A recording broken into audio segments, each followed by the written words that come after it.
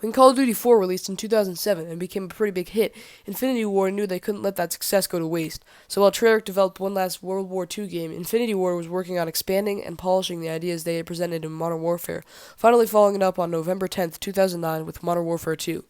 Let me start off real quick by saying the views I share here are my own, and you likely won't agree with them. So without further ado, this is going to piss you off. The Modern Warfare 2 campaign is severely overrated. If you haven't clicked off by now, thanks. I appreciate it. Let me justify myself. The story is pretty damn good. We got double crosses, double crosses, crazy EMP scenes, continuity, all that shit. The set pieces are extremely varied, ranging from a bunker in the mountains to a maximum security gulag.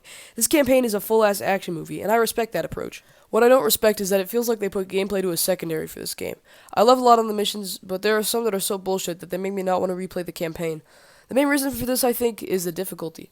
Playing the campaign on regular difficulty feels like veteran in some of these missions, but in others, I'm sitting there twiddling my thumbs watching an enemy try to shoot me behind a wall and miss 28 times. But I kid you not, I was stuck for a solid 20 minutes on that stupid-ass part in Loose Ends, where there are RNG missiles firing from the sky and landing directly on you, and there's 20 enemies shooting at you, and you get stuck at this checkpoint. It's bullshit. It's just bullshit.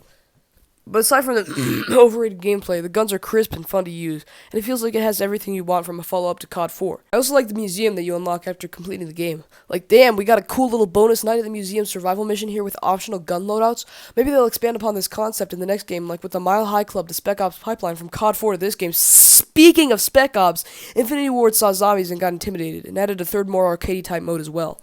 Spec Ops is such a cool addition that I haven't seen in a lot of games nowadays. It's just a nice collection of varied missions without story or structure to them, and as someone who really likes the stealth and holdout missions in COD games, this is somewhat of a godsend.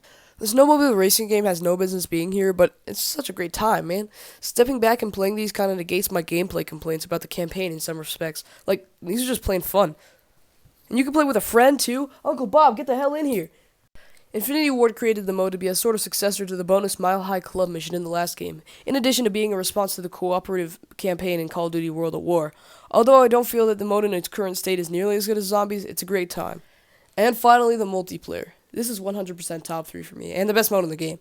Just about every element nears perfection, so let's run through them real quick. The guns? Yes, there are so many here compared to COD 4, and a good chunk of them can be dual-wielded. PSA, dual-wield weapons are cool as hell.